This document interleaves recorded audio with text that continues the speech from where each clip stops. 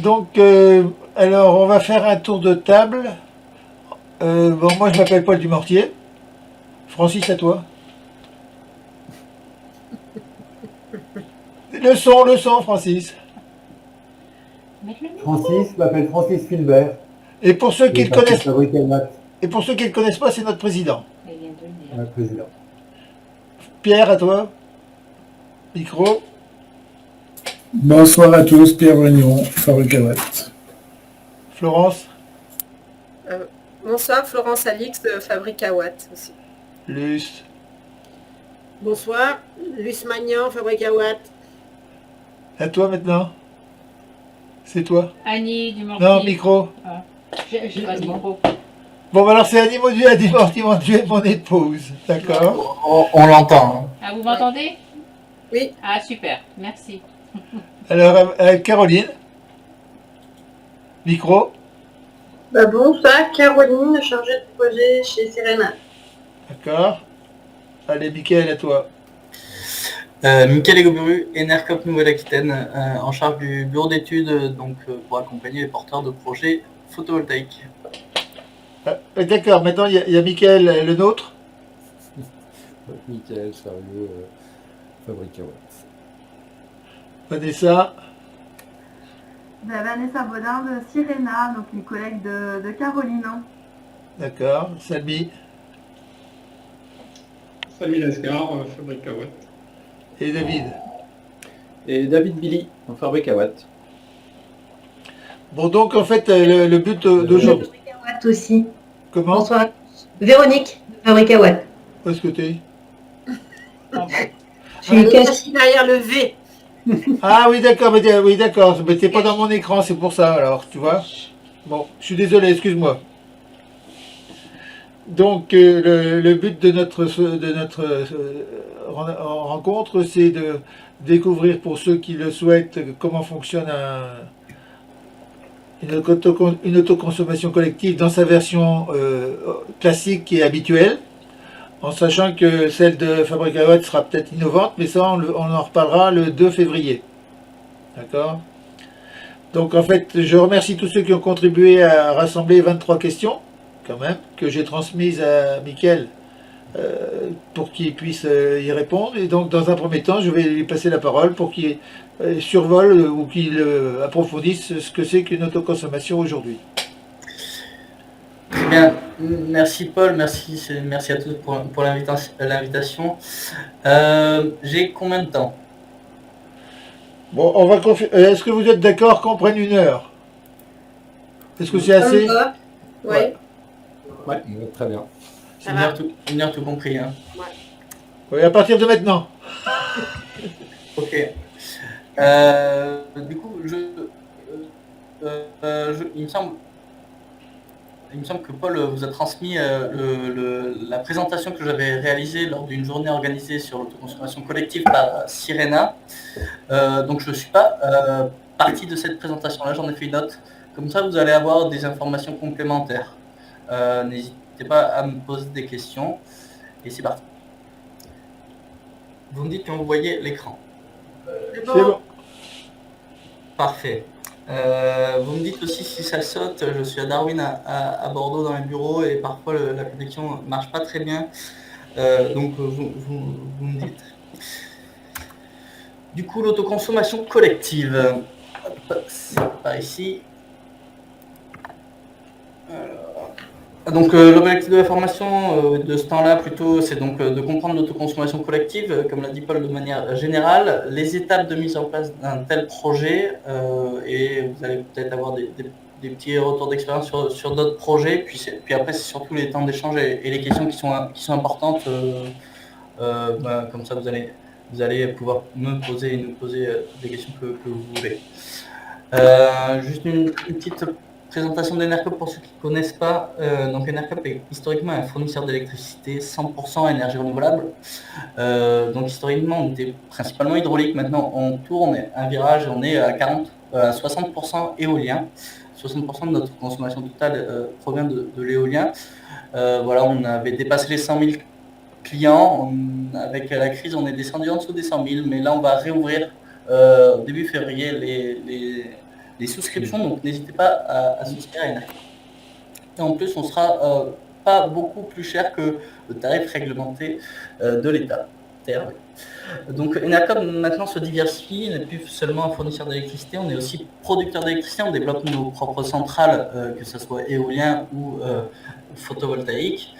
Et aussi, on est bureau d'études, donc on accompagne les collectivités, les collectifs citoyens et les professionnels aux économies d'énergie, mais également à la production d'électricité, principalement via la filière photovoltaïque.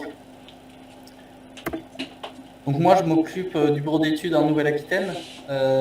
Donc si vous avez tout projet lié au photovoltaïque, on peut vous accompagner. ENACOP Nouvelle-Aquitaine, on est une des SIC. Donc ENACOP, c'est que des SIC, des sociétés coopératives d'intérêt collectif. Et en Nouvelle-Aquitaine, on est une des SIC. On réinvestit 100% de nos bénéfices dans la coopérative. Bien sûr, une SIC, on est multi-collège, décision décentralisée et aussi une personne égale à une voix. Voilà, pour la petite présentation, on va passer à l'autoconsommation collective maintenant. Donc l'autoconsommation collective, c'est assez récent, 2016. Je dis ça depuis 2-3 ans que c'est assez récent, mais au final, ça l'est toujours parce qu'on a très peu d'opérations qui ont vu le jour.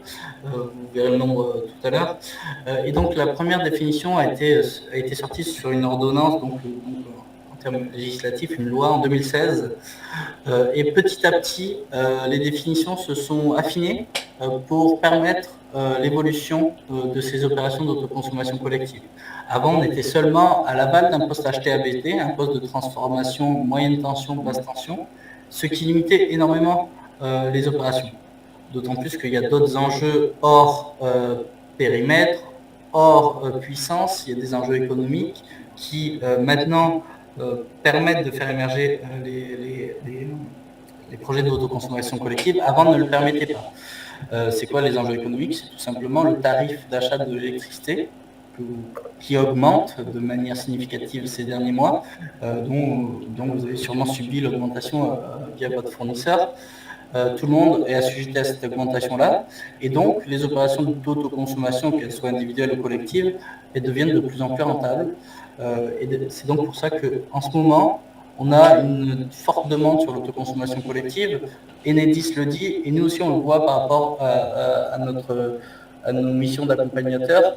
On a beaucoup de demandes liées à ce sujet.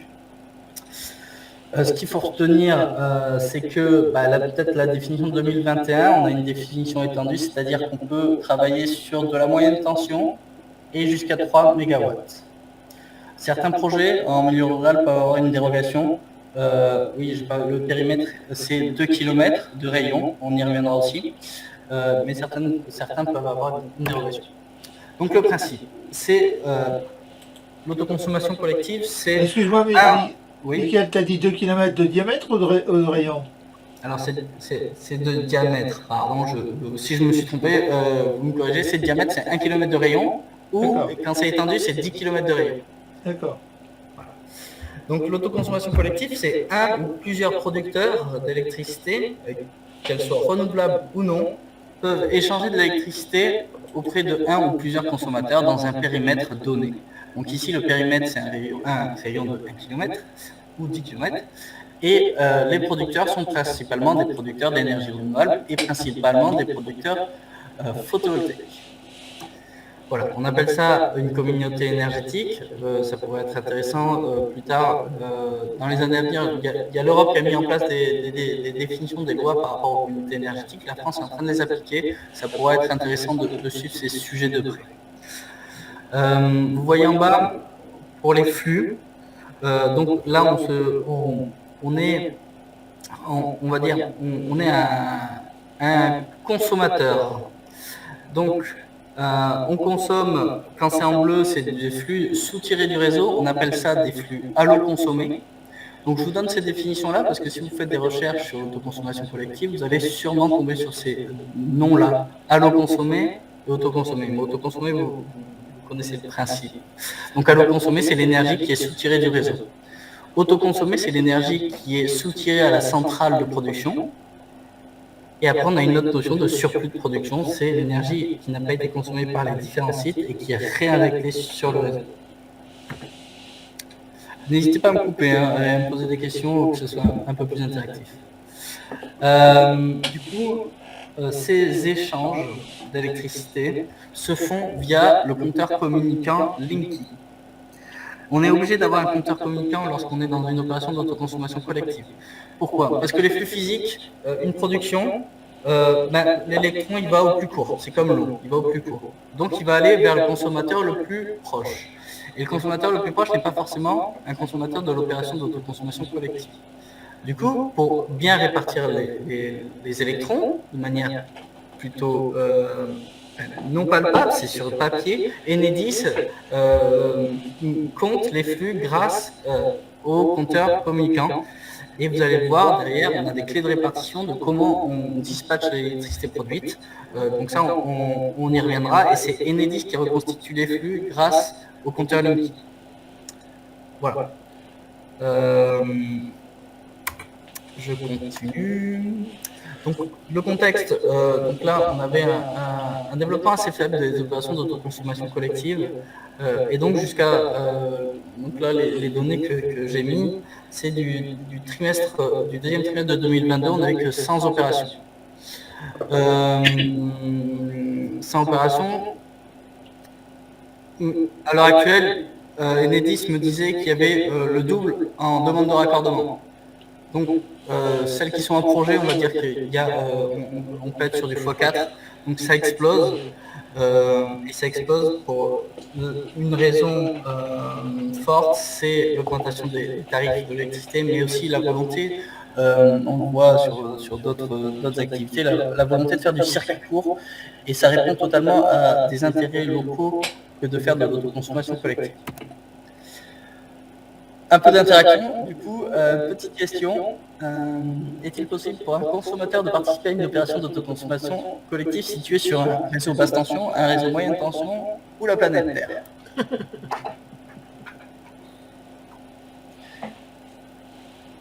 Là.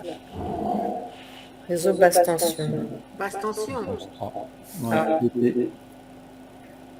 C'est la A et la B, effectivement.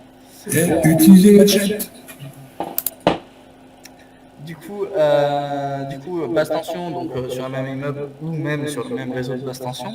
Donc les copropriétés sur la basse, si vous avez des copropriétés, tout ça c'est intéressant de faire de l'autoconsommation collective pour les communs, mais aussi pour dispatcher chez les différents consommateurs résidents.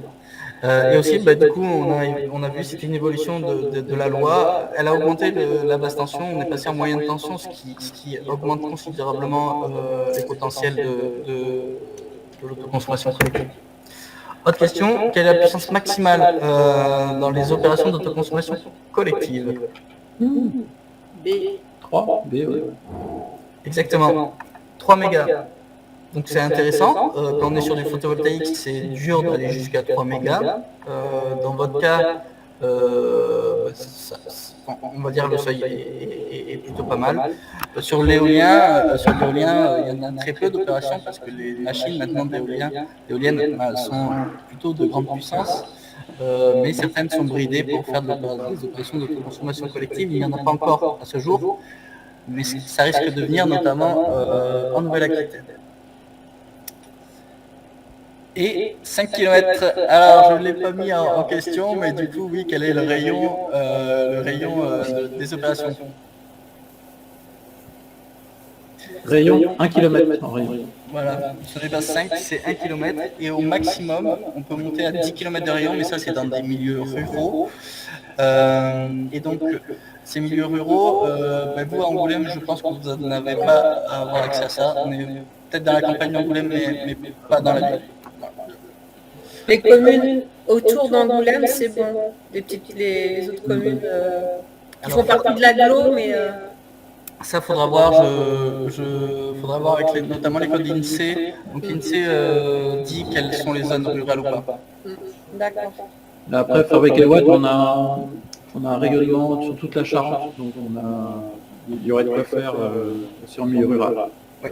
Okay. Mais c'est à noter, notamment dans la volonté, là on va parler après de personnes morales organisatrices, donc c'est une structure qui porte l'opération d'autoconsommation collective ou d'autres opérations.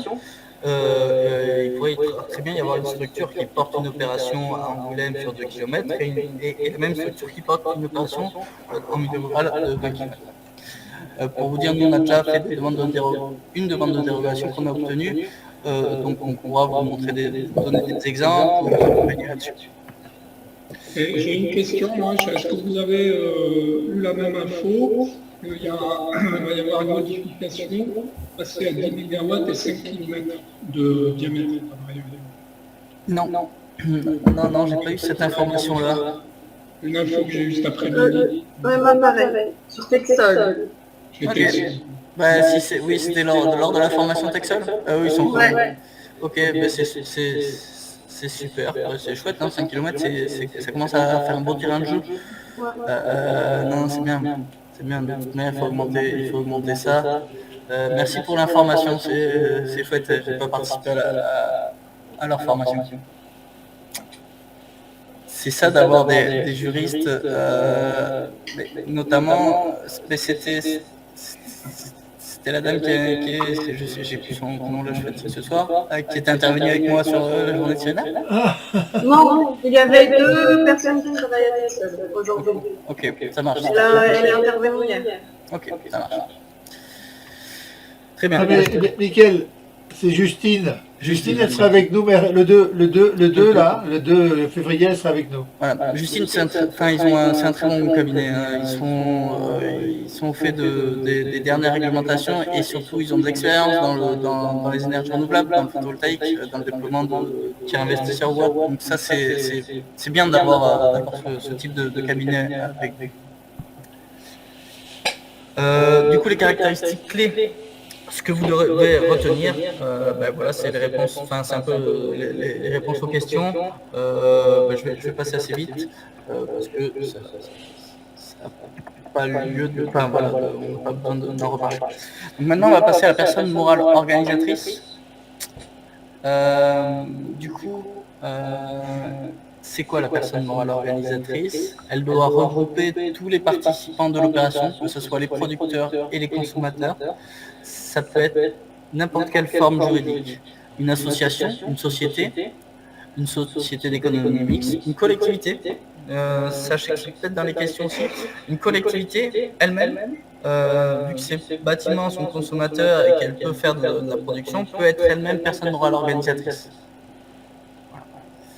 Il y a des sites qui se créent autour des opérations d'autoconsommation collective, parce que la SIC a un excellent outil avec multi-collèges, où il y a dedans les producteurs et les consommateurs. Vous avez la définition sur la droite, et schématiquement, la personne morale, elle gère les participants, c'est-à-dire qu'elle fait le lien avec Enedis et conventionne avec Enedis, c'est elle qui dit à Enedis qu'il y a une opération qui va se mettre en place, c'est elle qui fait les entrées-sorties des sites de consommation et de production. C'est-à-dire, c'est elle qui dit cette personne-là a été consommatrice, elle s'en va, donc j'en informe Enedis. C'est elle qui fixe les clés de répartition. Donc ça, on va y venir, il y a plusieurs types de clés de répartition, et c'est qui en informe Enedis chaque mois, sauf pour certaines clés de répartition qui n'ont pas besoin d'être envoyées tous les mois. Voilà, et elle peut gérer la facturation, lorsqu'il y a de la facturation d'électrons. Elle peut superviser le projet, c'est-à-dire suivre via des outils, suivre la production et la consommation. Et elle peut gérer, suivant sa structure, les investissements dans des actifs de production. Un peu comme ce que vous avez commencé à réfléchir, il y aura potentiellement une société qui serait créée. Cette société, potentiellement, pourrait être la personne morale organisatrice. On y reviendra, on en discuter de cette. Les clés de répartition, donc les clés de répartition, là, par défaut, c'est au prorata des consommations, on appelle ça la clé dynamique, par défaut. Donc au prorata des consommations, c'est-à-dire que si à un instant T, je vais citer Paul, parce que je connais que Paul là, Paul consomme 20% de la production, consomme 20% de la consommation totale, on va lui affecter 20% de la production. S'il n'y a que Paul qui consomme, toute la production va aller chez Paul. Clé statique, c'est peut-être la clé qui va vous intéresser. C'est peut-être une clé elle est facile, mais elle ne permet pas l'optimisation de l'autoconsommation collective. Cette clé, on fixe des pourcentages à chaque consommateur. On s'imagine qu'à un instant T, on avait dit, ce consommateur-là, il aura 20% de la production. Mais si ce consommateur-là, il n'est pas à la maison, il y a 20% de la production qui est envoyée sur le réseau en tant que surplus. Voilà. Ça, c'est à noter dans votre compréhension et par rapport à la première ébauche de votre projet que vous avez fait. Et après, il y a la clé de répartition dynamique, c'est chaque mois, on dit quel coefficient est affecté à qui. Ça évolue chaque mois, ou même il y a des logiciels qui commencent à émerger à chaque pas de 30 minutes ou 1 heure ou par jour, on change les coefficients de répartition. Donc en gros, ce qu'il faut retenir, c'est qu'on peut tout faire. Avec plus ou moins d'ingénierie derrière, mais on peut tout faire. Et quand il y a plusieurs producteurs... Je peux revenir sur les clés, s'il te plaît. Bien sûr. Alors, parce que moi, c'est le point qui me pose problème. La clé statique, par exemple, qui fixe la clé, c'est sur des captures de ta consommation sur le mois précédent, sur la demi-heure précédente, sur la deuxième. Alors, la clé statique, elle est fixe. C'est-à-dire que si on a 4 consommateurs, on fait 25, 25, 25, 25, ça ne va jamais changer par mois, ça ne va jamais changer. C'est plutôt la prorata des consommations. Comment on fait? C'est rétroactif, c'est-à-dire qu'on a dit que c'était au prorata des consommations et Enedis va regarder les Linky combien ils ont consommé, va regarder la production combien elle a produit et va dire là, sur la totalité des consommations, le Linky numéro 1 il a consommé 25% de la totalité des consommations, donc on va lui affecter 25% de la production. Mais c'est rétroactif, c'est un mois après. Ça, c'est la dynamique variable, c'est ça?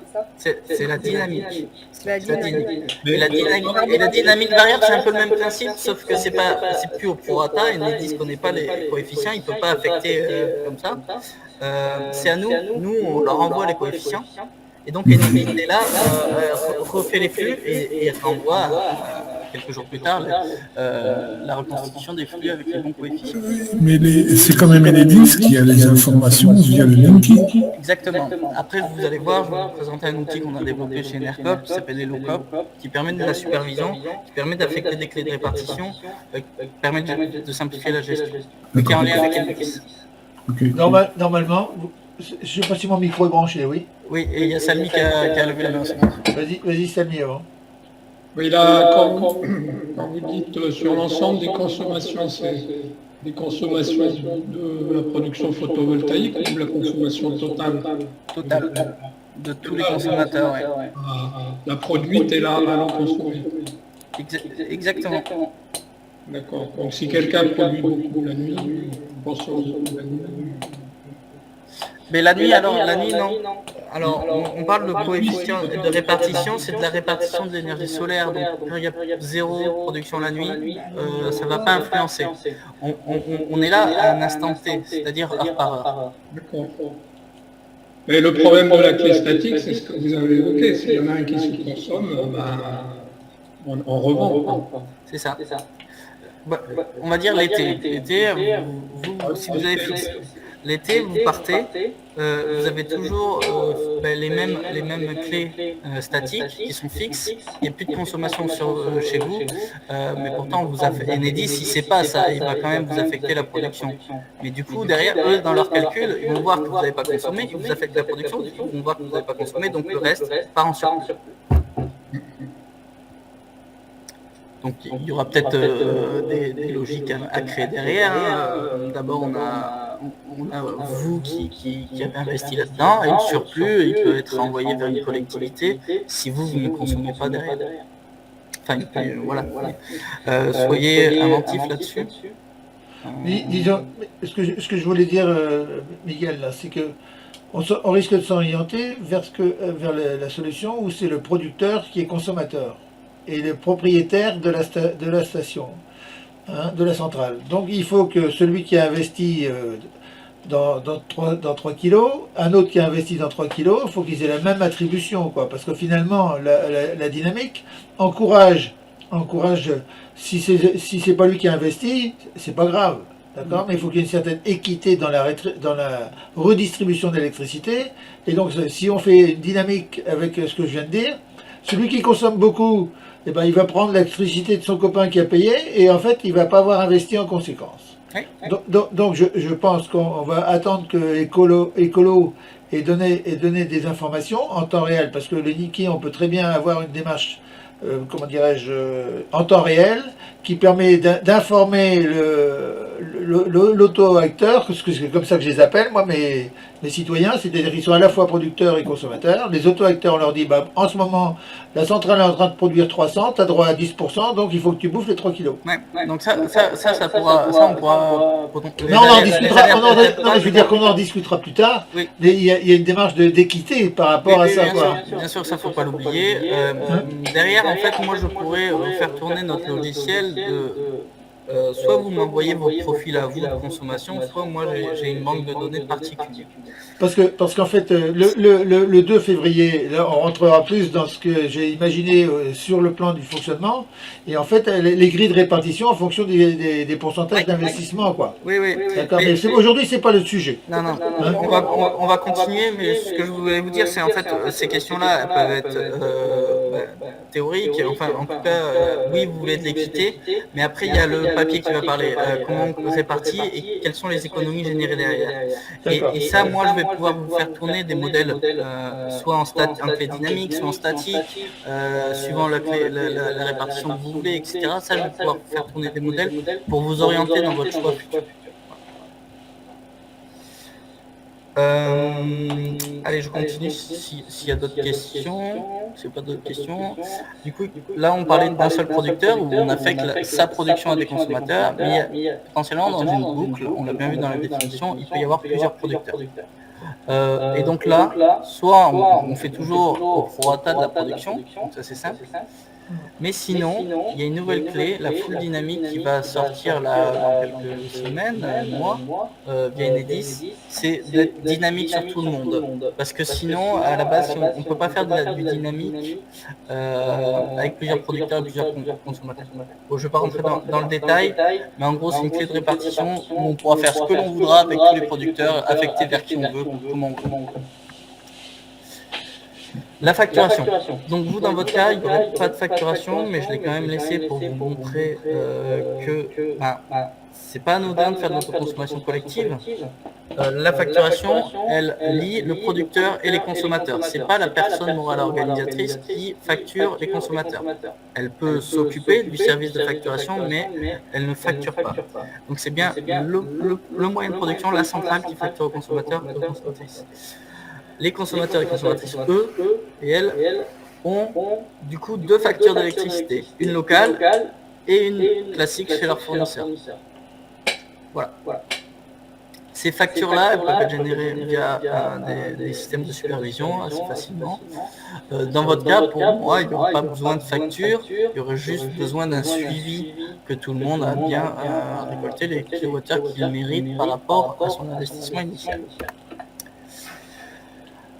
Alors, est-ce que vous connaissez l'autoconsommation individuelle? Les grands principes et qu'est-ce que ça amène? Alors, dans une facture d'électricité, vous le voyez ici, il y a une part énergie, donc une part variable qu'on a en euros par kilowattheure, et donc il y a la part énergie. Il y a la part TURP et la part taxe. On peut garder ça en tête.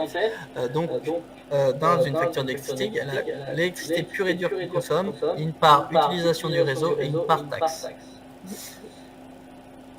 En autoconsommation individuelle, lorsqu'on autoconsomme, qu'on consomme la production qui vient de notre toiture, on va éviter de se tirer du réseau de l'électricité. Donc on va être l'électricité pure et dure, on ne va pas la consommer vu qu'elle est locale. On va être exonéré du tarif d'utilisation du réseau vu qu'on ne l'utilise pas.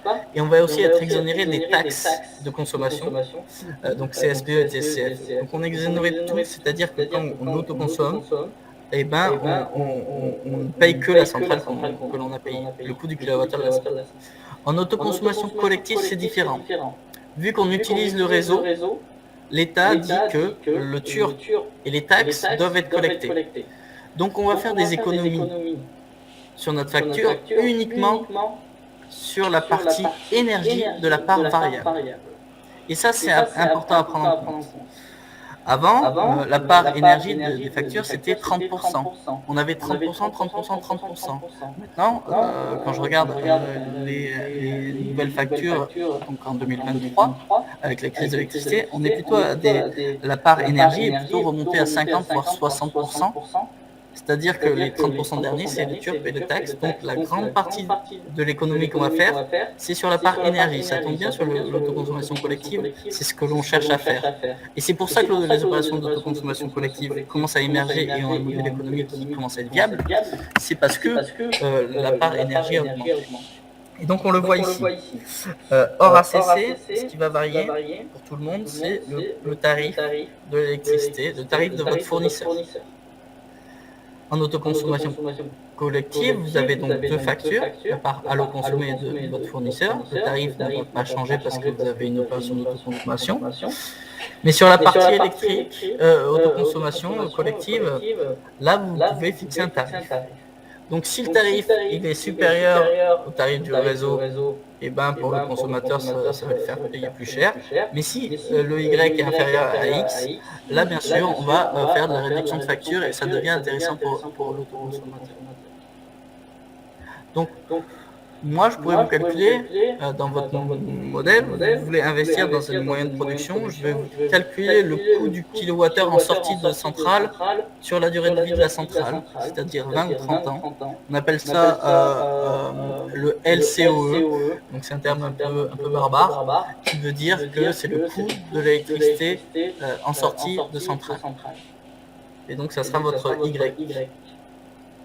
Voilà, dans d'autres projets, on a le coût de l'électricité en sortie de centrale, mais les gens fixent un vrai tarif, du 10 centimes, comme ça, et vendent de l'électricité, mais là, il y a facturation. Voilà. Je vais passer... Mickaël, oui. Juste reviens sur le tableau d'avant, s'il te plaît, si c'est possible. Sinon, bon. C'est que si on va jusqu'au bout et si on réussit à faire ce qu'on imagine, c'est-à-dire que l'électricité, du coup, elle est donnée, elle n'est pas facturée. Puisque finalement, c'est les producteurs qui sont, c'est les consommateurs qui sont propriétaires de leur centrale. Oui. Et donc on fait un truc comme au billard, on fait un truc à demande, c'est-à-dire qu'on gagne sur le prix de l'électricité, et on ne paye pas la TVA sur l'électricité. Alors là, ça c'est sûr. D'accord, donc ça veut dire que c'est quand même vachement important. Toute l'électricité qui est autoconsommée dans le contexte qu'on vient d'imaginer, quoi. Hein, on n'a pas les 20% de TVA sur la consommation. Parce que dans tous les schémas qui existent aujourd'hui dans l'autoconsommation, il y a refacturation de la totalité de l'électricité, quelle que soit la forme. Bien sûr, par contre, vous avez acheté une centrale qui, elle, a été taxée à 20% de TVA. C'est pas sûr. C'est pas sûr parce que si on a la possibilité de faire une comment ça s'appelle une colonne, comment j'ai dit tout à l'heure. Qu'on achète que des 3 kilos. Non, c'est-à-dire qu'on fait une copropriété. Une copropriété, voilà. Si on fait une copropriété, hein, théoriquement, on verra ça avec Justine, théoriquement, la centrale peut être facturée à 5,5 de TVA, parce que c'est une copropriété aujourd'hui. Et ensuite, ça veut dire que chaque autoconsommateur est propriétaire d'un bout de la centrale, donc l'électricité est gratuite et il n'y a pas la TVA. Parce que finalement, moi qui vais installer des panneaux sur ma maison, je ne vais pas payer de TVA. Et donc il y a une certaine injustice dans le cadre des personnes qui sont en autoconsommation collective et individuelle, quoi. Et c'est pas normal. Et donc si on réussit à faire ce qu'on veut faire, bah, ça va être super génial. Ça, on regardera ça avec les jeux, c'est bien tous les enjeux d'être épaulés sur ces sujets qui débutent. J'ai levé la main. Allez-y. Avant de passer au cas particulier d'un cas hypothétique, j'aimerais bien qu'on reste sur la généralité pour après étudier le cas particulier. En plus, il y a un autre moment pour ça. Moi, ça m'embrouille de mélanger un cas particulier à des généralités. Est-ce qu'on peut rester sur les généralités dans un premier temps pour des raisons de compréhension? Il n'y a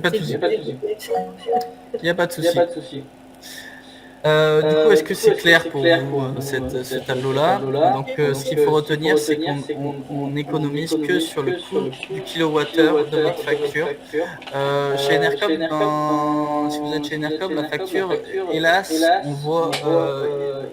je pourrais vous donner un détail, mais sur les factures, on a la partie énergie plus le turbo qui sont ensemble. Donc, on a un coût du kilowattheure qui est un peu surélevé. Enfin, vous prenez ce coût-là et vous enlevez 370 centimes du kilowattheure et vous allez tomber sur la part que vous allez économiser.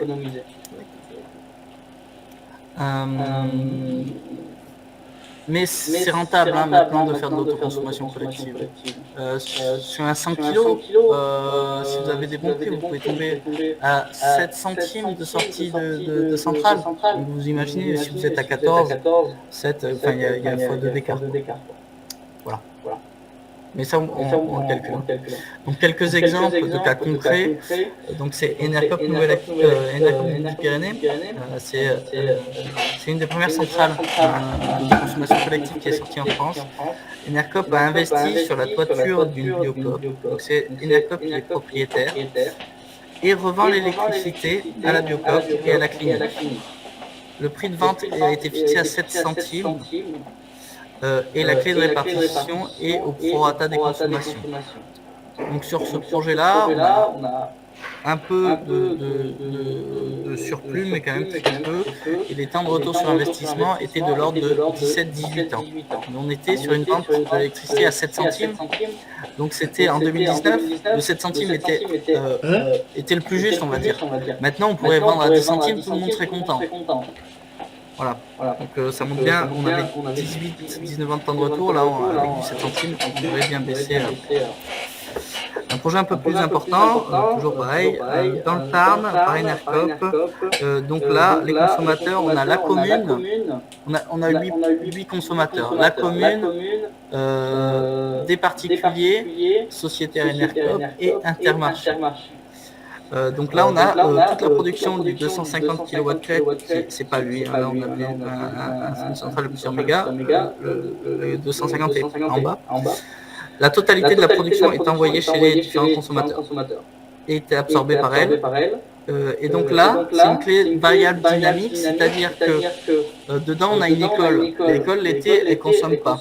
Du coup, on refixe une clé de répartition l'été, c'est-à-dire qu'on envoie peut-être un peu plus au Intermarché qui lui a besoin de clim et va consommer un peu plus. Voilà. Les étapes d'un projet. Donc il y a l'émergence du projet, l'étude de faisabilité, la mise en place du projet avec Enedis et la contractualisation entre les consommateurs et les producteurs. Et après il y a l'exploitation. Je ne vais pas rentrer dans le détail. Dans la presse que j'avais fait dans le webinaire avec Sirena, la journée de formation, il y avait un petit peu plus de détails, notamment sur les documents qui sont relatifs à tout ça. Mais bien sûr, je ne voulais pas alourdir, donc on y reviendra lors d'un accompagnement un peu plus poussé. L'étude de potentiel, c'est identifier les sites de production et les consommateurs. Vous commencez à être dans cette phase-là, de savoir où est-ce que vous allez pouvoir investir, sur quel site, et qui seront les consommateurs. Donc là, et qui sont dans... Je ne vais pas rentrer dans le détail. Après l'étude de faisabilité, c'est là où vous me donnez vos factures, vous me donnez vos profils de consommation, qui sont vraiment les consommateurs, et moi je fais tourner la machine. On fixe les clés de répartition ensemble, on voit si on fait du don ou de la vente, et derrière moi je fais mouliner et vous allez voir le taux d'autoconsommation et les taux d'autoproduction. Le taux d'autoproduction, c'est le pourcentage de factures qui va provenir du local. Donc ça c'est important hein, pour savoir comment on répartit l'énergie et quels sont les temps de retour sur investissement, les économies de facture et la modélisation économique de tout votre projet pour savoir si ça tient la route, parce que c'est des projets assez atypiques.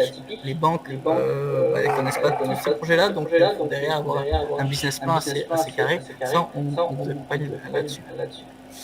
Le développement, donc, dans un projet, il faut conventionner avec Enedis, c'est la personne morale organisatrice, ça, on vous le dit, et aussi il faut connaître le cadre réglementaire, donc c'est tout l'enjeu d'être accompagné par un cabinet d'avocats.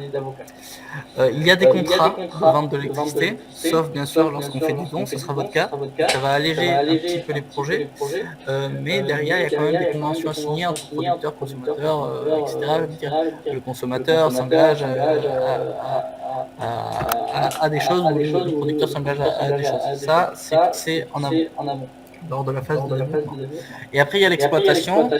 Donc, dans l'exploitation, il y a gérer ses centrales, donc la maintenance des sites de production, gérer les entrées-sorties. Est-ce qu'il y a un nouveau consommateur qui veut s'intégrer? Est-ce qu'il y en a un qui est parti, tout simplement parce qu'il a déménagé ou que ça ne lui plaît plus? Ce qu'il faut savoir, c'est qu'un consommateur, une loi en France qui dit que chaque consommateur d'électricité peut partir de son contrat quand il le souhaite, que ce soit fournisseur, contrat fournisseur ou même d'autoconsommation collective. Donc, vous êtes consommateur, vous avez le droit de partir des opérations d'autoconsommation collective quand vous le souhaitez. Et derrière, il y a aussi la gestion Enedis et le suivi de l'exploitation via notamment des logiciels, dont un que je vous présenterai juste après. Ça paraît compliqué comme ça, pas de panique, on est plusieurs acteurs à pouvoir vous accompagner, et donc nous, Emercam Nouvelle-Aquitaine, on peut vous accompagner sur la phase étude, toute la phase développement, les démarches auprès d'Enedis, la contractualisation et faire des formations.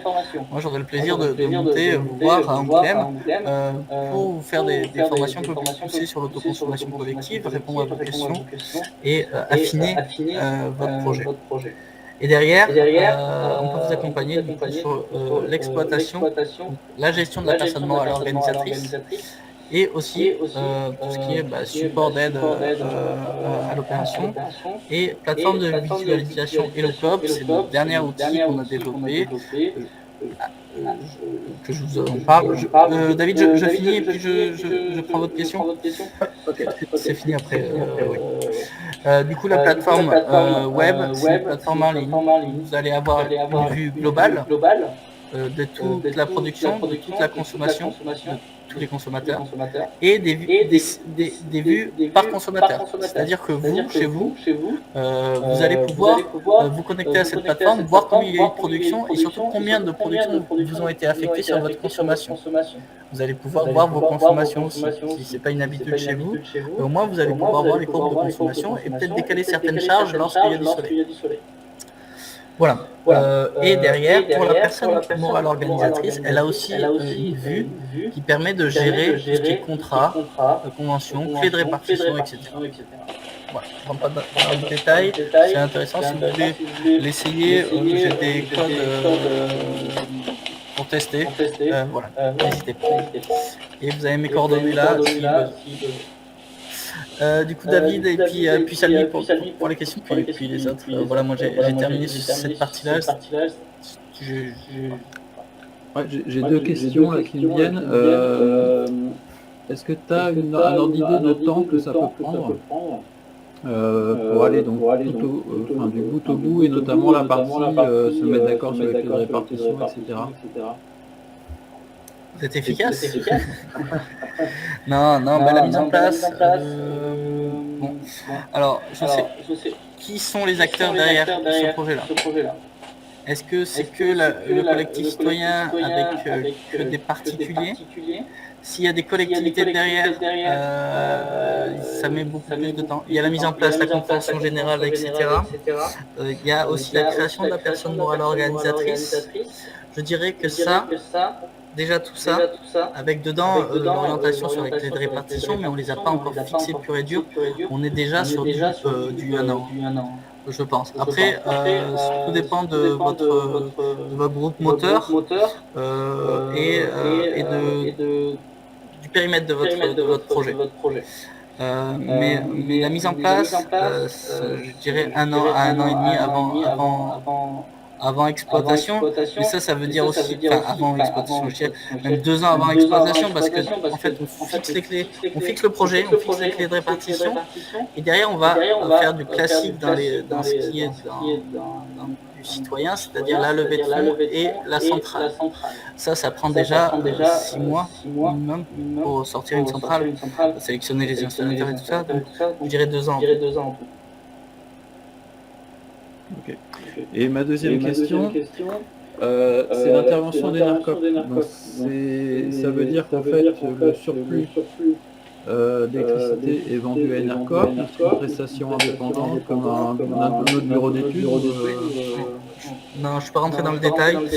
Le surplus est revendu suivant ce que vous allez installer. Maintenant, les opérations d'autoconsommation collective sont rentrées dans ce qu'on appelle le S21. C'est l'arrêté tarifaire de l'obligation d'achat. Et donc, ça veut dire que le surplus peut être revendu à l'État via l'obligation d'achat et donc à EDF. Après, bien sûr, les contrats peuvent être basculés chez Enercop, mais la contractualisation se fait à EDF. Par contre, si vous installez un plus de 500 kW crête ou un plus de 200 pour bâtiment et un plus de 200 ou sinon au sol, vous n'allez pas avoir d'arrêté tarifaire là-dessus. Et donc là, oui, on pourra étudier la possibilité qu'Enercop rachète le surplus.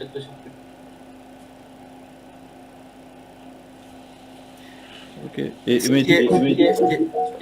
Ce qui est super que les opérations d'autoconsommation collective soient dans l'arrêté tarifaire, c'est-à-dire que si tous les consommateurs s'en vont, le moyen de production continue à vendre à l'obligation d'achat et permet derrière de rentabiliser cette centrale. Donc là aussi, pour les banques, ça a débloqué plein de choses, c'est pour ça que ça facilite les projets. Mais du coup, le support d'Enercop, il n'est pas gratuit. Alors non, j'ai pas mis le tarif là sur des projets complexes. On avoisine les 10 000 €. Sur des projets plus simples, pour vous, ça sera peut-être pas le cas.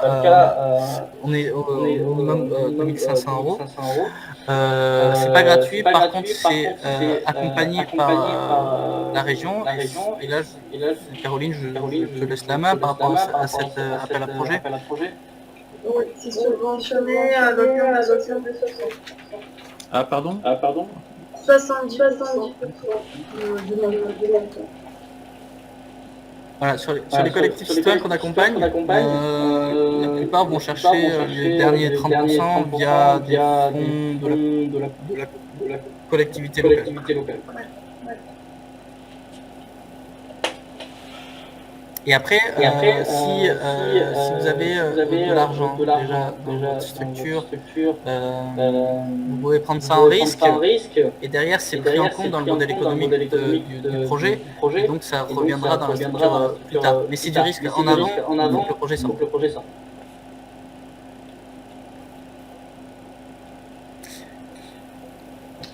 J'avais une question par rapport au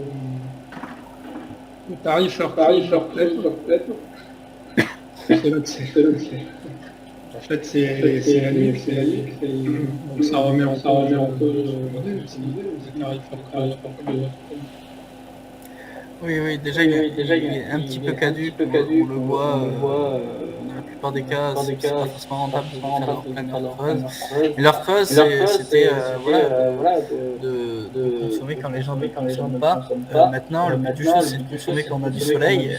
Donc on oublie un peu heure pleine, heure creuse. Et même, c'est peut-être mieux d'avoir de la base, un tarif fixe, et du coup d'effacer ce tarif fixe.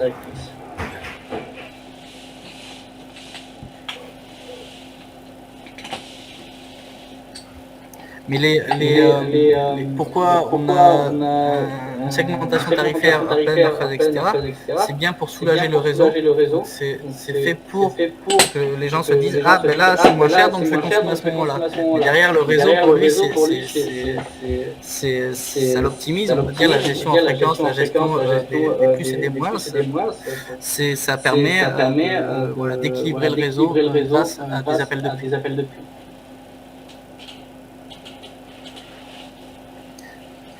J'avais une petite question, moi, c'est une remarque, je ne sais pas. Ce matin, on avait un rendez-vous de structure, vous laissé entendre qu'il y avait dans les tuyaux le projet que des tarifs de rachat sur 20 ans pourraient être appliqués aux installations au sol, non plus jusqu'à 250 kW de crête, mais jusqu'à 500 kW de crête. Je ne sais pas si vous avez entendu de votre côté ce genre de choses. Alors oui, c'est ce qui se dit, il y aura potentiellement un arrêté tarifaire là-dessus. On le dit depuis, moi j'ai entendu parler depuis un an. Après l'État, déjà le S21, ils ont mis beaucoup de temps à le sortir. Donc moi je dirais dans 2-3 ans, ils sortent quelque chose. Très bien. Après, voilà, si vous voulez faire du sol, vous pouvez en faire. En autoconsommation collective, Enercop pourra racheter le surplus, mais le but du jeu de l'autoconsommation, c'est clairement que toute la consommation, la production soit consommée localement. Donc, que vous fassiez n'importe quel projet, le but du jeu, c'est qu'il n'y ait plus rien injecté dans le réseau.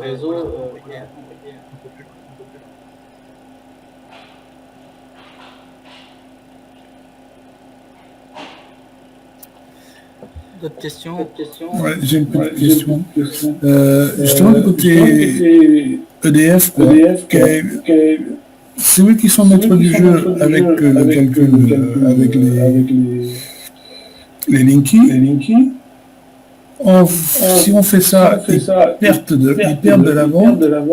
Et le réseau, est-ce qu'il est adapté pour supporter tout ça et disons, on rentre en concurrence avec eux et ils vont réagir, ils vont rien dire. Avec EDF, la production nucléaire, c'est un peu dérangeant pour eux. Après, la décentralisation a un certain coût pour le réseau, mais Enedis, service public, eux, ils sont là pour adapter le réseau. Donc, il n'y aura pas de complications par rapport à ça. Et même faire de la décentralisation, maximiser les sites de production, ça permet plus facilement d'équilibrer le réseau. Donc, ça a du bon, mais derrière, on est en train de changer de modèle. Très clairement, avant, on avait un modèle français tourné autour des gros moyens de production des centrales nucléaires. Et là, petit à petit, on mythe le territoire par rapport aux moyens de production. Donc, oui, les opérations d'autoconsommation collective peuvent faire peur potentiellement à tous les fournisseurs d'électricité, mais tout le monde s'adapte et pour moi c'est un enjeu de réappropriation de consommation collective. Très bien, vous pouvez porter un projet pour vous vendre à vous-même, ça veut dire que vous allez maîtriser une partie de l'électricité que vous consommez. C'est quand même un assez chouette modèle. Moi je pousse tout le monde à le faire maintenant et d'autant plus les collectivités qui ont du patrimoine et qui doivent se lancer là-dedans parce que maintenant on a des tarifs qui ont dépassé. Moi j'ai été voir une collectivité là, son tarif minimum c'était du 20 centimes d'euros du kilowattheure. Donc 20 centimes, moi si je mets même un 36 kg devient rentable à des prix de vente comme ça. Donc faut y aller, que ce soit vous ou des collectivités.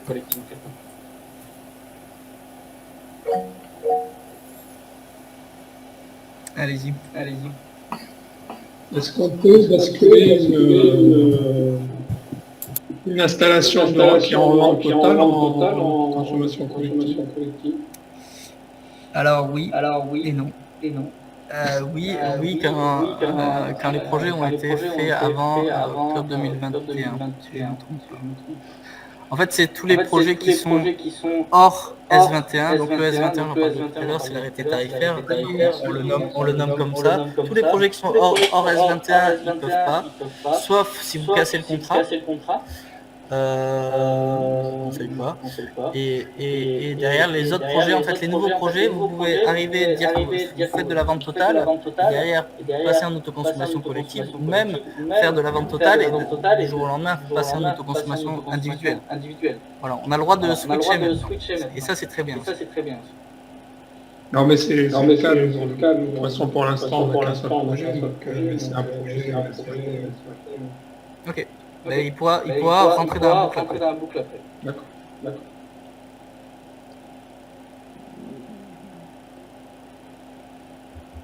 Et même potentiellement ce projet-là. Vous trouvez des consommateurs, je ne sais pas quelle puissance vous avez, quel tarif vous allez avoir. C'est 192 crêtes. Le tarif plus c'est le dernier. On va dire. Ouais. C'est 11 centimes. Du coup, vous trouvez des consommateurs qui consomment à 14 centimes, vous pouvez leur vendre la production. Et derrière, après, une partie de la production est vendue à eux, et après le reste est revendu à 11 centimes. Donc vous améliorez votre modèle économique. On peut dire que notre tarif n'est pas fixé, on n'est pas encore en route. Il va être fixé avec le tarif du 1er février. Non, c'est quand on la demande, c'est celui qu'on a demandé, c'est au moment de la demande. Oui. C'est au moment de la demande, c'est pas au moment de ton service. Ça serait trop beau. Je sais qu'on a demandé justement des recommandations, parce que vous ne bénéficiez pas des centimes, 10 centimes, 9 centimes. Donc on a demandé une dérogation, comme on espérait mettre en service à la fin de l'année, on a demandé le tarif du par an. Et Greenwatt qui a demandé le tarif du trimestre, parce qu'on a fait de la en service. Sûr et certain. On aura le tarif du dernier trimestre. Mais si on a 11, on a 13, on a 12. Bon, s'il n'y a pas d'autres questions sur la généralité, est-ce qu'on peut aborder les 23 questions là maintenant, Mickaël ? Oui, bien sûr. Allez, attendez, je monte son souci. Ok, ça va arriver. Alors, allons-y. Vous prenez des notes ou parce que j'ai pas écrit les réponses. Après, je pourrais prendre le temps d'y répondre. Bon, la première, du coup, une collectivité ayant une installation photovoltaïque sur un bâtiment et souhaitant autoconsommer la production sur d'autres bâtiments de la commune doit-elle monter une PMO elle-même car point de livraison différent. J'y ai répondu tout à l'heure. Non, une collectivité, elle est de ce fait personne morale organisatrice et donc elle peut être productrice et consommatrice. Et elle n'a pas besoin de créer une entité en plus. Voilà. Après, projet chiffrage, études, informations sur la CC, montant à investir. Donc les montants à investir sur les centrales, c'est toujours les mêmes. Et après, tout ce qui est chiffrage, études techniques, ça, donc, nous, on peut vous faire, on va vous faire un devis sûrement. On va voir avec le robot moteur pour affiner le devis et que ça soit au plus juste de ce que vous voulez. Et derrière, nous, dans notre étude, on vous chiffre tout ce qui, tous les coûts liés au projet. Donc ça, vous allez avoir les informations derrière, que ce soit notre partie ou d'autres. Il faut savoir aussi les cabinets d'avocats juridiques peuvent être mis dans l'appel à projet. Ça se passe comment sur le juridique? Normalement, je crois bien que ça peut rentrer dedans. Oui, nous sommes aussi. Si oui, comment ça se passe sur la convention? Le président, le maire, 2 fois. Donc les conventions se passent avec le président de la structure de la personne morale organisatrice, donc c'est la convention avec Enedis. Après, il y a des conventions de producteurs, comme tout producteur qui doit se raccorder, il y a un contrat de raccordement, ça c'est du coup le producteur. Et donc c'est la même entité entité, c'est la même personne. Et après, les consommateurs n'ont pas grand-chose à signer, mis à part des conventions entre producteurs et consommateurs. La PMO, quelle composition, montage juridique, donc ça, on y a un petit peu répondu dans la présentation. On peut faire n'importe quelle structure. À vous de voir si c'est cette structure qui va investir dans les moyens de production. Il me semble que du coup, vous avez déjà une structure qui peut porter de l'investissement. Vous avez une SAS, je suppose. Mais ça, si on reste dans la généralité, parce qu'on ne va pas rentrer dans le détail, normalement sur le projet, c'est chaque producteur qui investit. Qui investit dans une structure. Dans un bout de la structure, quoi. Ouais, c'est ça. Dans une structure qui porte l'investissement total. Absolument. Oui. Donc cette structure-là, soit elle est déjà créée. Elle est déjà créée ou pas? Bah non, parce que pour moi, dans ma tête, c'est le PMO. Oui, mais là, dans le 250 que vous allez installer, vous avez bien fait une levée de fonds et il y a bien une structure qui va devenir producteur du prix. Non, mais la structure, pour moi, c'est une autre je rentre pas dans les détails, on fera ça plus tard, mais bon, pour moi, la structure, c'est l'ensemble des consommateurs qui sont devenus producteurs. Bien sûr, mais... Et que c'est eux qui investissent, et c'est eux qui financent. Oui, mais il y a bien une structure qui porte ces gens qui ont investi. Oui, bien sûr, mais elle n'existe pas là. Ce que je veux dire, c'est que cette structure-là qui investit peut être aussi la structure qu'on appelle personne morale organisatrice. D'accord, exact, oui, mais dans mon esprit, c'est la même. D'accord, mais pour l'instant, elle n'existe pas. Voilà. On peut avoir les deux, on peut discuter, que ça soit la même, et ça, c'est à vous de déterminer, notamment en lien avec la partie technique, mais aussi la partie chaude. Du coup, Mickaël, tu avais une question ou non? Je continue. En plus, ça coupe beaucoup, là, j'arrive pas à vous entendre. Ah mince. C'est moi qui coupe ou c'est... Non, c'est moi, j'ai Ça marche. Pas l'enregistrer. Et puis si vous avez d'autres questions plus tard, moi j'y répondrai volontiers. Il n'y a pas de souci sur ça. Donc la création de la personne morale organisatrice, il y a quand même beaucoup de temps. J'ai envie de dire que c'est suivant votre cas, on est entre 4 et 5 000 euros le parti juridique avec l'avocat pour que vos statuts soient bien clean. Après vous pouvez le faire tout seul. Le temps, je dirais au minimum 6 mois. Que vous statuez sur le caractère de cette personne morale organisatrice, que vous ayez chopé un peu de fonds, mais surtout de la mise en place de cette de la personne morale organisatrice. Les aides à l'investissement, on n'en a toujours pas, mis à part mis à part l'aide 1 euro, vous avez potentiellement déjà eu, et donc ça je sais pas comment ça se passe au côté région, si une structure peut l'avoir plusieurs fois, ça m'étonnerait, mais à voir si c'est une autre structure à côté qui peut l'avoir. Il n'y a pas d'aide à l'investissement, il n'y a que des aides sur les études et l'accompagnement. Notamment Sirena qui peut vous accompagner sur cette mise en place peut être subventionné par la région. Oui, mais Mickaël, là, l'idée, alors on la pose jusqu'au bout, c'est-à-dire que chaque producteur autoconsommateur, investisseur, s'il investit dans un 3 kg, il a bien, théoriquement dans ma tête, il pourrait avoir droit aux 3 fois 420 euros d'aide aujourd'hui. Non. Alors ça c'est sûr que non. Oui, j'avais vu que tu l'avais marqué. Et pourquoi pas? Merci de revenir sur ça, parce que j'avais vu que tu l'avais marqué dans le papier. Non, l'aide, la prime à l'investissement, c'est sur un moyen de production unique. Et donc ça va pas être sur du métal. Enfin, on en reparlera, peut-être que je réponse, c'est bancal pour moi. Pour moi, il n'y aura pas cette aide-là. Voilà. Bon, d'accord, ok. Mais bon, ça mérite d'être approfondi quand même. Ça mérite d'être approfondi, mais il y a quand même plusieurs lots, notamment aussi, pour moi, c'est une aide d'autoconsommation individuelle et pas collective. Dans ma tête, pour moi, elle est individuelle, c'est la structure qui est collective. Oui, je comprends, mais vous... Et qu'ensuite, le autoconsommateur, d'accord, donc il investit dans 3 kilos, ok, et ensuite, on peut même imaginer qu'il ait accès à des taux zéro. Oui, peut-être les taux, ça peut-être potentiellement, mais par contre sur l'autoconsommation individuelle, non. Il a investi en moyenne de production 2-3 kg sur une centrale, il fait de l'autoconsommation collective, il ne fait pas de l'individuel, donc il n'y aura pas la prime. Mais ça, on pourra creuser avec le juriste, mais non mais ça mérite d'être regardé de plus près. On sent que voilà, il y a de l'idée derrière, ça c'est clair.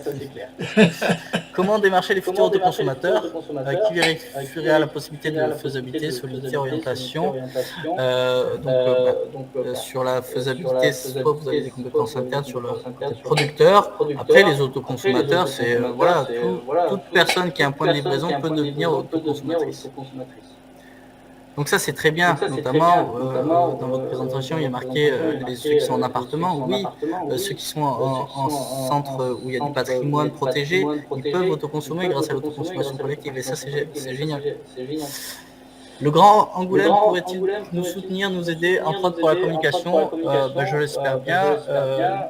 L'enjeu pour eux, c'est quand même de faire de la transition énergétique et ces projets-là sont quand même fortement ancrés sur du collectif, de l'énergie renouvelable.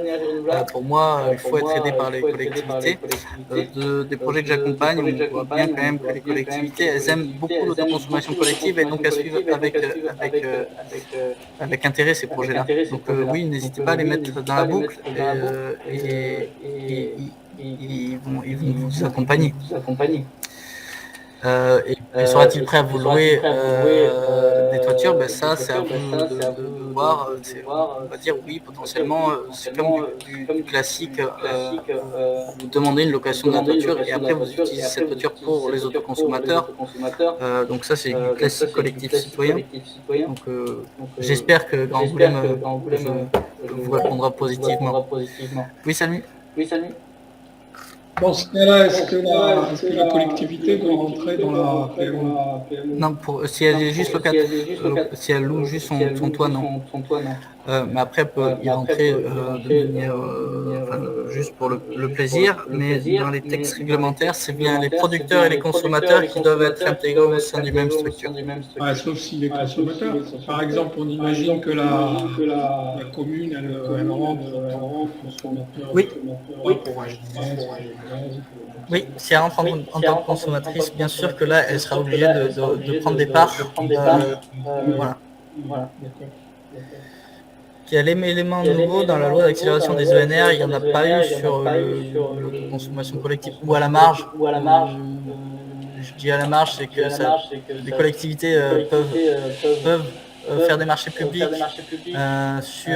pourront faire des marchés publics pour demander de l'électron collectif.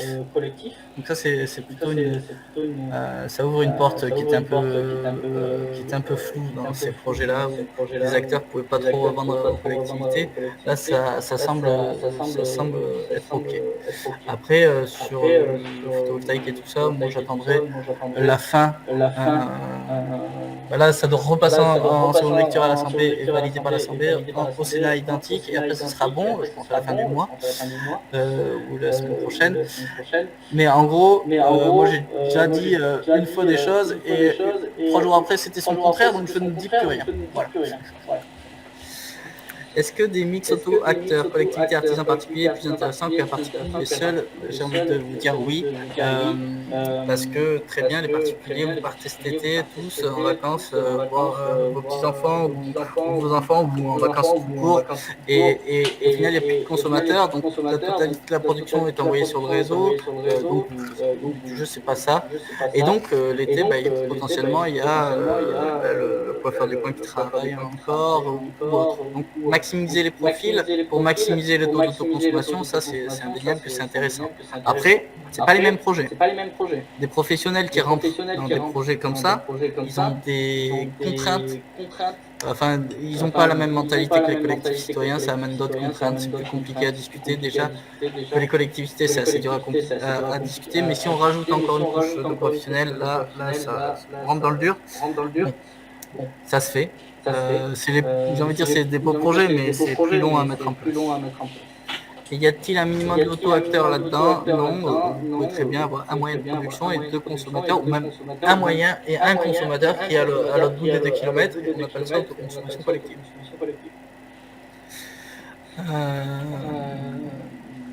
Coût de l'électricité, diapo 17. Je vais la reprendre. Ton micro est coupé. Non, on vous entend, attention. Je l'ai pas là, mais je reprendrai la diapo 17 pour vous l'expliquer. Sur le coût de l'électricité, c'est toujours intéressant. Voilà, même si vous avez d'autres questions sur le marché de l'électricité, quand je viendrai vous voir, n'hésitez pas à m'en poser. Si ça vous intéresse, je pourrais vous faire une présentation de comment fonctionne le marché de l'électricité en France, en Europe, etc.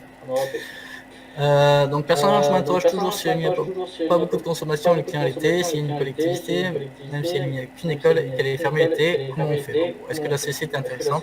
Oui, s'il y a d'autres consommateurs, elle est plus intéressante. Par contre, comme on l'a vu avec le S21, au final, vous avez quand même un tarif intéressant qui vient récupérer la production, et donc économiquement, le projet est toujours viable. Voilà. Comment Fabrica Boîte se rémunère pour pouvoir engager de nouveaux projets et payer un emploi? Excellente question. Et j'ai envie de dire, c'est à vous d'y répondre. Soit vous investissez pour faire des économies de facture, soit vous investissez pour faire des économies de facture et un peu de rentabilité pour Fabrica Watt, soit vous investissez pour faire que de la rentabilité sur Fabrica Watt, et là vous allez devoir vendre de l'électricité et pas faire du don. Ou imaginez un droit d'entrée. Voilà, c'est à vous d'imaginer toutes les choses derrière. Ça, c'est dans les projets qu'on a en tête, dans les projets que vous faites, Fabrica Watt n'est pas consommateur. Jamais. Non, jamais. Bien sûr, dans les projets actuels, c'est que de la vente totale. Mais dans le projet de l'autoconsommation collective, là, si vous voulez avoir une rémunération pour Fabrica Watt, est-ce qu'il faut faire du don? Ça, c'est la question. Voilà. Où est-ce que Fabrica Watt peut prendre de l'argent? Pour moi, non. Fabrica Watt, ce que vous me montrez, ça serait plutôt dans ces opérations-là une entité qui permet un investissement et faire des économies à tous ceux qui ont investi. Après, ceux qui ont investi, potentiellement, dedans, ils pourraient redistribuer une part de leurs gains, de leurs économies dans Fabrica Watt, et donc derrière alimenter un peu Fabrica Watt. Ça peut se calculer, ça je pourrais vous orienter. En fait, ce qu'il faudrait, c'est que ceux qui participent à la PMO, obligatoirement, fixent un minimum de parapluie. Oui, c'est possible. Il faut qu'ils prennent obligatoirement des parts dans Fabrica Watt. C'est déjà ce qu'on demande nous sollicite. Sinon, je ne vois pas effectivement l'intérêt pour permettre à des gens, enfin voilà, d'autoconsommer. Ça, c'est quand même fort. Oui, bien sûr. Oui, David. Oui, c'était... Vas-y. Ouais. C'était pour bien comprendre ce que tu as dit par rapport au tarif S21, c'est-à-dire qu'en fait le surplus, il est revendu au tarif S21, il n'est pas revendu à 6 centimes. Exactement. Ah, d'accord. Mais pour moi, c'est une grande nouvelle, ça, pour les collectifs citoyens notamment. Parce que vous aviez un modèle en vente en totalité. Pour banquier à 15 centimes, on va dire à 15 centimes. Et bien en fait, vous vendez quand même à 15 centimes, mais derrière, vous pouvez faire de l'autoconsommation collective, c'est-à-dire dispatcher l'électricité chez différents acteurs. Bon, le 15 centimes est peut-être un petit peu élevé, mais sur du coup, entre 36 et 100, on est à 10 centimes. 10 centimes, très clairement, vous pouvez revendre à 11 centimes au Grand Angoulême, ils seront contents, je pense. Et donc voilà, ça peut créer de nouvelles logiques. Vous travaillez avec un acteur local, au lieu de mettre un moyen de production et revendre un EDF et faire votre argent là-dessus. Là, vous avez vraiment un lien local à faire et permettre de stabiliser notamment une partie des factures de certains acteurs. Enfin, voilà, les collectivités, si vous leur dites, moi, il y a 20% on va vous vendre 20% de votre facture de ce bâtiment-là qui va provenir de local et ça sera moins cher que votre fournisseur d'électricité. C'est super pour eux, et les deux, vous faites du lien avec eux. Donc, c'est gagnant-gagnant. Et derrière, vous avez comme votre projet sécurisé. Donc, oui, tu as bien compris, et oui, c'est super. D'accord. Et ça, donc, c'est que pour l'autoconsommation collective. Il n'y a pas de changement pour l'autoconsommation individuelle. Non, que collective. Ah non, ça, oui, j'avais pas capté ça. C'est génial. Ça change.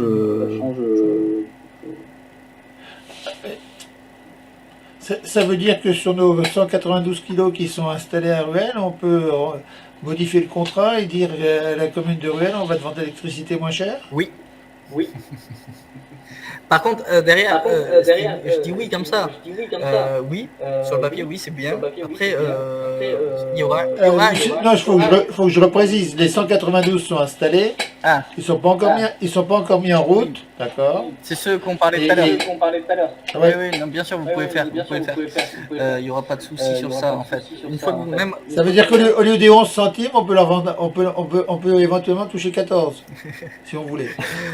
Oui, après, le but du jeu, c'est pas de plomber les collectivités, mais demandez-leur leur tarif. Ah bah, les collectivités, c'est pas un problème. En ce moment, ça va leur arriver à 20. Oui, voilà. Donc si on se pointe à 14, elles vont être contentes, et puis nous on aura 30% de plus. Exactement. Donc sur le papier c'est chouette, après il faudra en prendre le coût de gestion, on va dire, et comment on contractualise avec la collectivité. Ça, on n'en a pas encore assez de ressources en local chez Énergie Partagée, on va dire, pour pouvoir aider. Donc derrière c'est un juriste. Non mais pour l'instant ça coûte rien d'en parler comme ça. Oui, hein. Là on n'a rien dépassé. Ce que je veux dire, c'est qu'il y a le côté juridique qui va prendre, ça sera un coût non négligeable. Et côté gestion aussi, si la commune ne vous paye jamais, EDF il paye, hein, il n'y a aucun souci. Mais la commune, parfois, elle peut dire j'ai oublié ou je ne paye pas. Et là, qui tout mon cher, ou pas, voilà, c'est d'autres questions. Mais c'est intéressant. Bon, ah, non mais ça fait rien, on peut se poser la question. Il faut. Non mais, Paul a des amis basques, alors ça devrait bien se passer. 2 km, j'ai oublié de préciser, 2 km vol d'oiseau ou ligne de réseau, c'est les 2 km, c'est entre les points distants, les points les plus longs. Donc ça peut être producteur-producteur, consommateur-consommateur ou producteur-consommateur, c'est bien les 2 points d'injection, enfin les 2 points qui sont liés au réseau les plus distants.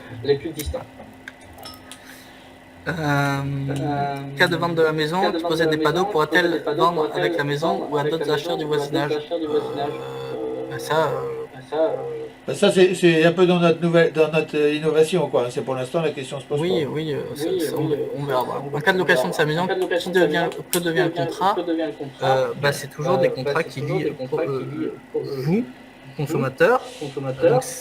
Donc, si vous arrivez à le céder, parce que votre locataire derrière, lui, il va souscrire à un fournisseur d'électricité dont il veut, il a le choix, mais à vous de lui céder le contrat de vente locale. Si jamais il ne veut pas récupérer la vente locale, et ben vous partez de l'opération d'autoconsommation collective et donc il y a de la production en plus pour les autres. Si particulier, quid du contrat avec fournisseur quand il vend sa maison, c'est même chose. Les particuliers, tout le monde peut choisir son contrat avec qui. Quel est le temps pour les participants de la CC pour mettre d'accord avec les répartitions? Ouais, donc ça j'y ai répondu un petit peu. Donc ça c'est plutôt des allers-retours entre vous et moi. Donc moi ou d'autres bureaux d'études qui le font. Donc on regarde les profils. Moi je fais une première modélisation avec un ou deux scénarios de clés de répartition, et puis on affine avec vous qu'est-ce qui pourrait coller le plus. Dans les projets qu'on accompagne, il y a certains collectifs ou certains acteurs qui vont très vite, ils disent moi j'ai mes acteurs, ils vont pas bouger, j'ai mes consommateurs, producteurs, ils vont pas bouger, cette clé de répartition, moi je fais tourner et c'est ok, là on voit que ça tourne et que ça marche et puis go, on y va. Donc ça peut prendre un mois, mais généralement ça prend un peu plus. 3 méga maxi, si un producteur d'électricité individuelle non dans le collectif se trouve entre le point d'injection et le soutirage de participants, alors on est bien, c'est bien, non, on déduit le nombre de mégawattheures, non. Si un producteur individuel a sa production et rentre en tant que consommateur dans la boucle, ça ne va pas s'additionner. C'est bien les moyens de production qui ont été listés auprès des Enedis qui vont compter dans les 3 mégas. Voilà. Autoconsommation collective, est-ce que cela vaut le coup s'il n'y a que des petits clients car cela fait des petites factures, mais a priori c'est possible de facturer 6 à 8 mois. Donc oui, la facturation vous la faites quand vous voulez, je vous conseillerais annuellement, surtout si c'est des particuliers. Et derrière, en fait, les particuliers ils ont souvent un prix du kilowattheure élevé, donc oui c'est rentable pour les petits clients, même s'il y a beaucoup de facturation. Voilà. Donc je continue, je vais y répondre rapidement par écrit, si vous n'avez pas pris de notes, et puis si vous avez d'autres questions, n'hésitez pas à me les poser. Moi je suis là pour y répondre avec le. J'y répondrai, ça c'est sûr, mais je suis assez pris par le temps, donc. Jean-Pierre, il est parti, à très vite. D'accord. Voilà pour moi. Bon, bah, il nous reste à clôturer alors, s'il n'y a plus de questions, et à te remercier pour avoir pris du temps à expliquer l'autoconsommation à l'ensemble de l'équipe. Ouais, mais pas de souci. Juste, peut-être, Caroline, vous vous placez où dans ces opérations-là, classiquement, et puis avec Fabrica Watt, et quels sont vos liens, que ce soit pour moi ou pour la compréhension. En fait, un dernier accompagnement qui a été fait aujourd'hui par Vanessa, comprendre les besoins, cette idée-là d'accessible. Vanessa, je ne sais pas si toi, tu peux résumer à Mickaël des suggestions qui ont eu avant. Oui, ben c'est ça. En réalité, aujourd'hui, l'idée c'était de cerner un peu mieux les besoins parce qu'ils sont du coup en réflexion sur plusieurs sujets, mais notamment celui de la CC. Et puis voilà, ils ont pu l'exprimer. Ils ont des projets aussi actuels et puis futurs. Et avec cette idée là qu'a développé un petit peu Paul, cette réflexion un peu particulière aussi, pourquoi pas innovante. Donc il y a tout ça qui est un peu en trame de fond, notamment. Et c'est vrai que sur le sujet de la CC, il y a du potentiel. Donc nous on est en garde-fou, en accompagnement, et surtout pour le moment on est à l'écoute aussi des questionnements et des besoins là-dessus. Et du coup je trouve très bien que Paul et d'autres certainement ont pris l'initiative de cette visio. Et puis effectivement après c'est de voir un peu par rapport aux appels à projets qu'ils ont répondu, etc., comment ça va évoluer aussi. Est-ce que ça peut faire partie ou pas de cette projection sur la CC? C'est à déterminer également. Mais merci Mickaël, parce que voilà, c'est dans tous les cas, je pense, très pédagogique comme approche. Et après, si je peux ajouter une dernière information, je crois qu'on a déjà eu de réponse de Fabrica Watt, mais pour rappeler qu'à partir de mars, on commence à travailler sur un groupe de travail au fonctionnel. Donc on va continuer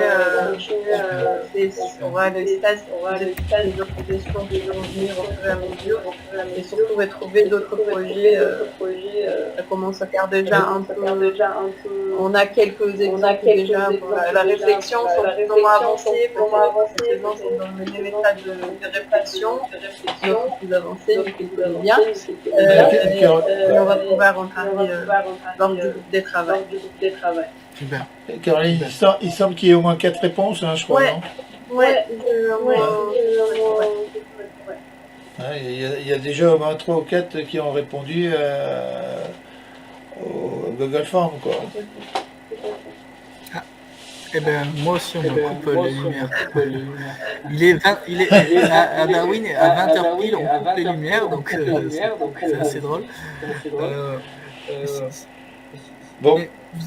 S'il n'y a pas d'autres questions, je vais remercier. Il y en a 3 autres. Moi, j'aurais bien aimé poser la question suivante. Fabrica Watt envisage de faire des sensibilisations et pourrait faire des sensibilisations grand public sur des marchés ou dans des événements sur la question de l'ACC. Est-ce qu'il y a des supports qui ont été utilisés dans le cadre de projets en amont, très en amont, pour expliquer à des grands publics comment ça peut marcher, pour faire émerger des envies? Et quels sont ces supports qui ont été utilisés qu'on pourrait éventuellement réemployer nous? Ouais, là, je vais plutôt parler. Je prends la parole et puis je vais compléter. Je vais plutôt parler. J'ai une autre casquette, du coup, je fais partie d'un collectif au Pays Basque et qui on travaille l'autoconsommation collective, Ispinda, et donc on a créé des plaquettes, des présentations par rapport à l'autoconsommation collective que je vous diffuserai et que vous allez pouvoir réutiliser. Voilà, mettre votre logo, faire ce que vous voulez, faire dans le partage. Super. Super. Merci. Ouais. Moi j'ai une petite question, alors qui est plus liée à mon boulot, peut-être moins avec Fabrica Watt, c'est est-ce qu'on peut avoir un système d'autoconsommation collective entre le bâtiment d'une communauté de communes et une commune? Oui. D'accord. Oui, alors là aussi il y a des notions juridiques. Je sais que ça se travaille beaucoup en ce moment sur cette thématique-là. Moi, j'ai jamais étudié de cas en fait, donc je ne peux pas rentrer dans le détail. Je sais que c'est possible, mais il y a quand même du juridique, de contractualisation. Voilà. Ok. Potentiellement, je peux avoir des éléments de réponse si les juristes ne sont pas trop avares. Et Pierre, une dernière question. Oui, en fait, j'ai appuyé sur la regarde, je cherchais une chose. Mais merci beaucoup de cette présentation et c'était très bien. J'ai toujours des problèmes pour visualiser et conceptualiser les clés de consommation. Ça va bien. Oui, ok, ça marche, je le note, je pourrais potentiellement faire des tests via notre logiciel et derrière, on va dire graphiquement, on va voir les différences entre les taux d'autoconsommation suivant les clés de répartition. Je vais m'amuser à faire ça, la présentation, je vous l'envoie, Caroline, Vanessa aussi, je vous transmets, et voilà. Merci beaucoup. Salut à tous. Merci. Merci. Bonne soirée. Au revoir, merci. Au revoir. À bientôt.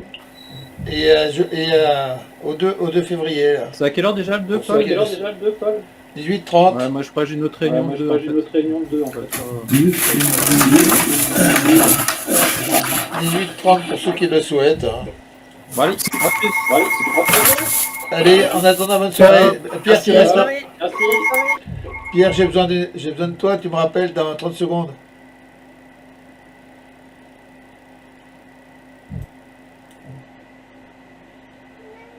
Bon, alors j'arrête ma machine, 1h26.